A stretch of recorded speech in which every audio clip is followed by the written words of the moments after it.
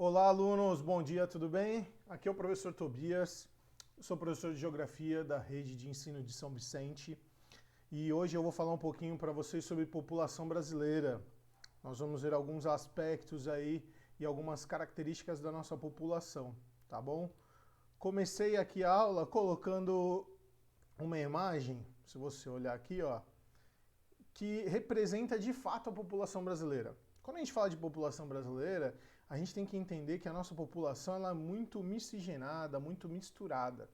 Você teve a chegada de diversos povos aqui e gerou essa diversidade que nós temos hoje.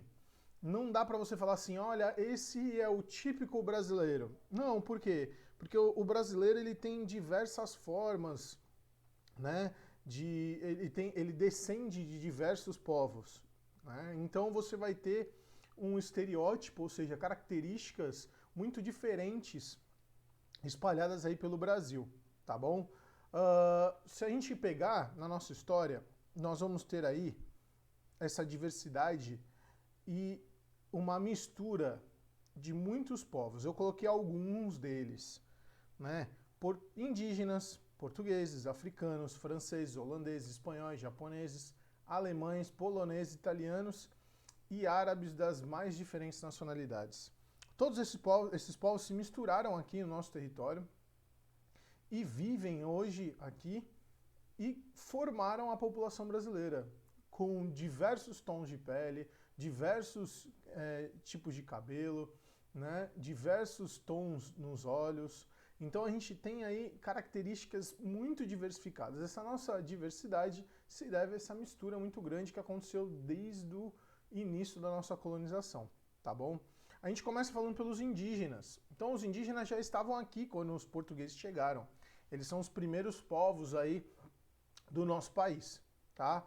Hoje os indígenas eles vivem ou inseridos na sociedade ou eles vivem nas suas reservas em alguns lugares separados para eles. Então, a população indígena faz parte e constituiu um povo muito importante para formar a população brasileira que nós conhecemos hoje. Outro povo muito importante foram os africanos. Os africanos eles vieram ao Brasil forçadamente, né, para servirem de mão de obra escrava. Naquele momento, infelizmente, eles acabavam vindo para cá de uma forma não muito, de uma forma horrível, né? Mas esses povos eles ajudaram a formar e a moldar a população brasileira que a gente conhece hoje. Tudo bem? E assim, africanos, nós recebemos africanos das mais diferentes partes do continente. Então, quando a gente fala africano, ou quando a gente fala indígena, a gente não está falando como se fosse tudo a mesma coisa, não é?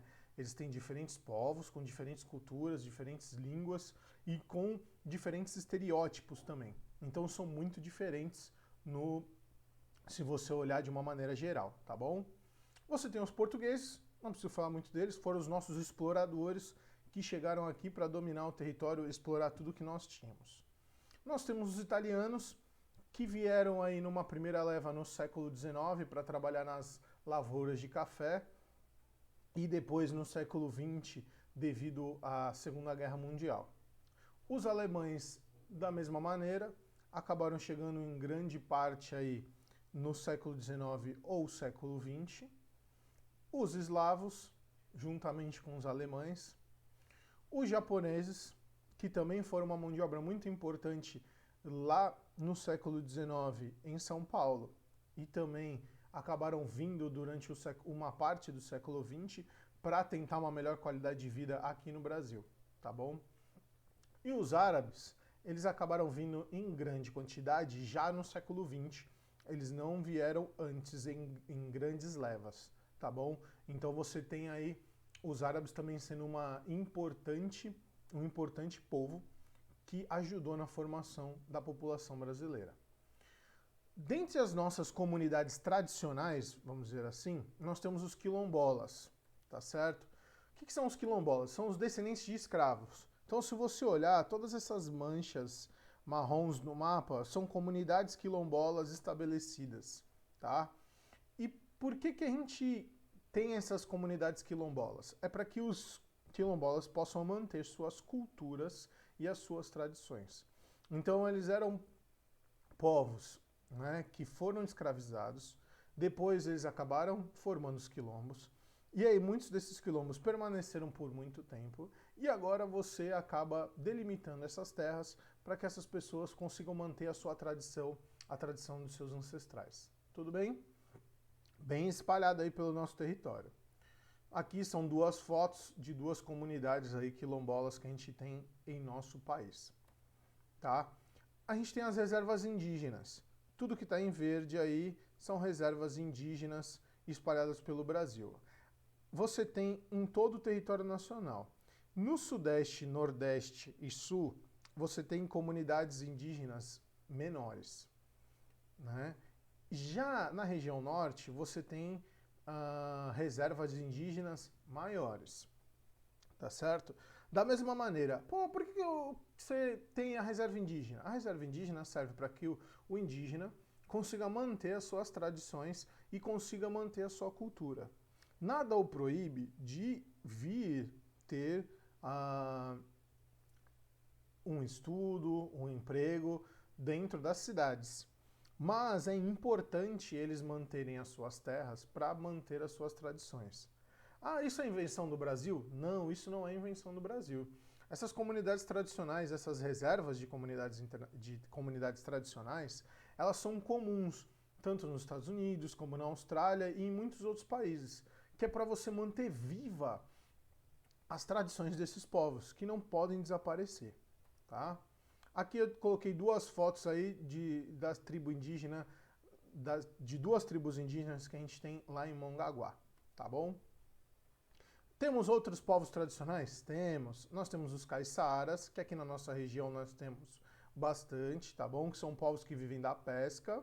E nós temos os ribeirinhos, que também são povos que vivem da pesca, mas que já são povos mais do interior. Então os caiçaras, eles acabam sendo do litoral e os ribeirinhos do interior, tá bom? A população brasileira, hoje, ela é bem grande. Nós temos aproximadamente 209 milhões de pessoas. Estamos entre os países mais populosos do mundo. Estamos atrás de quem? Da China, da Índia, dos Estados Unidos e da Indonésia. Então, a gente, na verdade, está quase alcançando a Indonésia já, né? A China tem 1,3 bilhão de habitantes, a Índia 1,2, quase 1,3 bilhão de habitantes, os Estados Unidos 308, 315 milhões de habitantes, né? E a Indonésia 225, 230 milhões de habitantes. E a gente logo atrás 209. Então somos um país muito populoso, com uma grande quantidade de pessoas. E a gente já vai ver como que isso aconteceu, tá bom? A população brasileira é grande, mas ela não é bem distribuída. Então, ó, quanto mais escuro no território, mais gente. Se você perceber, tem alguns lugares que são vazios demográficos, que a gente chama. E tem outros lugares que você tem uma alta taxa de concentração, tá? Então, por que a população brasileira está concentrada em alguns lugares e não está concentrada em outros? Tem alguns motivos. Primeiro, aspectos naturais. Então, a população ela vai ficar perto de fontes de água, lugares mais planos, com climas mais amenos. Então, os aspectos naturais eles influenciam. Segundo, aspectos econômicos. Então, a população ela vai buscar regiões que tenham possibilidade de emprego, melhor qualidade de vida. Então, ela vai buscar aquelas regiões onde pode ter um conforto maior. Terceiro, aspectos históricos. Então, por exemplo, por que a população brasileira é muito concentrada no litoral? Porque foi o primeiro lugar ocupado pelos portugueses lá no início da exploração portuguesa no Brasil. Então, a população acabou ficando no litoral, principalmente porque já foram as primeiras cidades estabelecidas. Tudo bem? Crescimento da população. Olha aqui, ó. Saímos de 9 milhões de habitantes no final do século XIX para 209 milhões de habitantes agora no século XXI. Esse gráfico mostra até 2006 só, tá?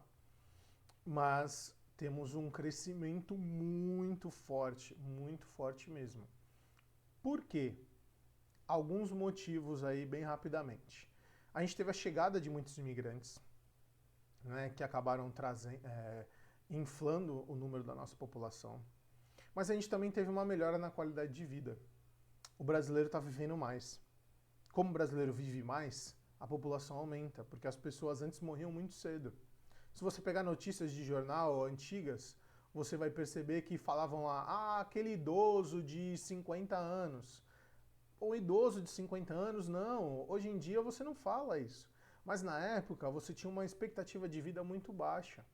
Hoje as pessoas vivem mais. E aí, vivendo mais, a população cresce. E a gente deu essa inflada nos números, porque a nossa população ela acabou vivendo mais. Hoje vivemos, em média, 75 anos, quase 76 anos cada um, tá bom? Vamos lá. Olha lá, os motivos do rápido crescimento. Outros motivos que eu não falei. Acesso ao atendimento médico. As pessoas hoje têm acesso a hospitais. Antes não tinham. E elas vivem mais. Tá certo? Acesso a medicamentos. As pessoas hoje têm acesso a medicamentos. Você tem vacina, você tem remédio antibiótico, anti-inflamatório. E tudo isso ajuda você a sobreviver a algumas doenças. Você tem saneamento básico. Então você tem acesso a água e esgoto tratado. E as pessoas vivem mais porque não pegam as doenças devido a não ter o saneamento básico. E você tem uma melhora na escolarização. As pessoas elas estudam mais. Como elas estudam mais, elas acabam estando mais preparadas, né, para poder sobrepujar algumas coisas. E aí isso dá melhor qualidade de vida. E a qualidade de vida faz com que a gente viva mais. Tudo bem até aí? Tranquilão? Vamos adiante. Olha lá. Esta melhora na qualidade de vida foi possibilitada principalmente devido à urbanização gerada pela industrialização. Então, a indústria gerou a urbanização que acabou gerando aí uma melhor qualidade de vida. Tudo bem? Mas isso teve um preço. A população cresceu muito rápido, né? E isso teve problemas. Primeiro problema, moradia precária. Cara, não dá para dar moradia para todo mundo. Foi um crescimento muito rápido, muito rápido. A gente cresceu mais de 10 vezes, quase 20 vezes em 100 anos. Não deu para você planejar, não houve um planejamento desse crescimento.